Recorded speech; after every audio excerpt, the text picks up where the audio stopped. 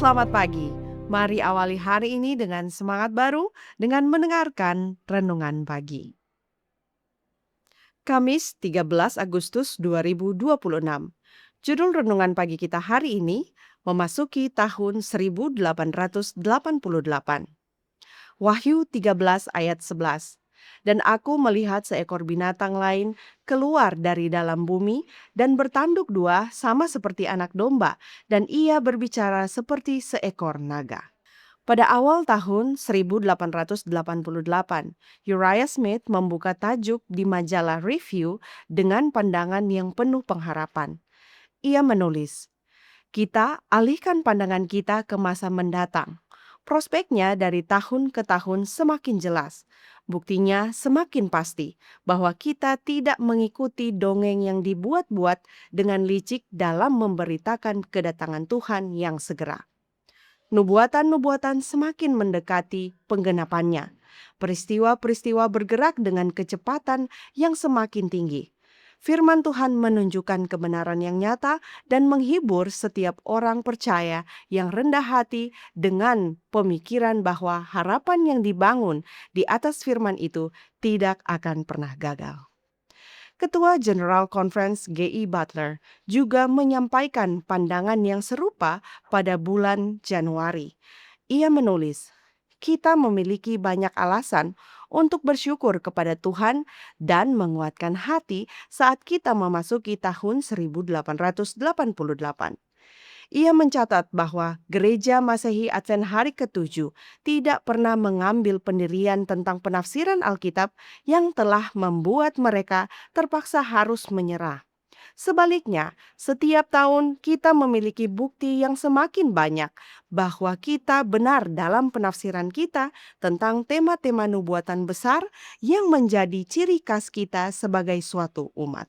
A.T. Jones, salah satu editor Science of the Times, mengambil posisi bahwa peristiwa yang terjadi saat itu, upaya untuk menyatukan agama dan negara di Amerika, merupakan jalur langsung dari penggenapan Wahyu 13 ayat 11 sampai 17, yaitu pendirian patung binatang. Pada awal tahun 1888, umat Masehi Advent Hari ke-7 dipenuhi dengan semangat menyambut kedatangan Kristus yang kedua. Berbagai kejadian di sekitarnya adalah tanda bahwa Undang-Undang Hari Minggu secara nasional yang telah lama dinubuatkan akan segera digenapi.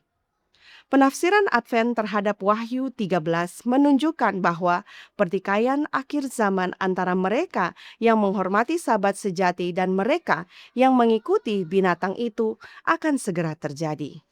Sejak akhir tahun 1840-an, umat Advent percaya bahwa mereka pada akhirnya akan mengalami penganiayaan karena kesetiaan mereka pada Sabat Alkitab.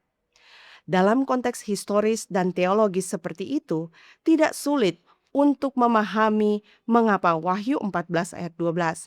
Yang penting di sini ialah ketekunan orang-orang kudus yang menuruti perintah Allah dan iman kepada Yesus menjadi ayat andalan mereka. Ayat ini bahkan dicetak secara lengkap di bawah tajuk utama terbitan Review selama hampir 1 abad. Dengan penekanan yang begitu kuat, mudah dimengerti mengapa mereka sangat peka terhadap isu undang-undang hari Minggu. Kami bersyukur kepadamu Tuhan atas nubuatan-nubuatan dalam Daniel dan Wahyu. Tolonglah kami untuk mempelajarinya dengan lebih seksama. Amin. Mari kita berdoa. Ya Tuhan Allah Bapa kami dalam kerajaan sorga, terima kasih untuk renungan di pagi hari ini yang kiranya boleh memuatkan iman kami masing-masing. Tuhan, kiranya kuasa tangan Tuhan boleh menaungi kami sepanjang hari ini dalam tugas tanggung jawab kami. Biarlah berkat Tuhan boleh menjadi bagian kami. Inilah doa kami, dalam nama Yesus Kristus kami telah berdoa. Amin. Demikianlah renungan pagi hari ini. Silakan share video ini, subscribe YouTube channel Cornelius Media, dan follow kami di Instagram dan Facebook @corneliusmedia. Tuhan memberkati kita semua. Sampai jumpa esok hari.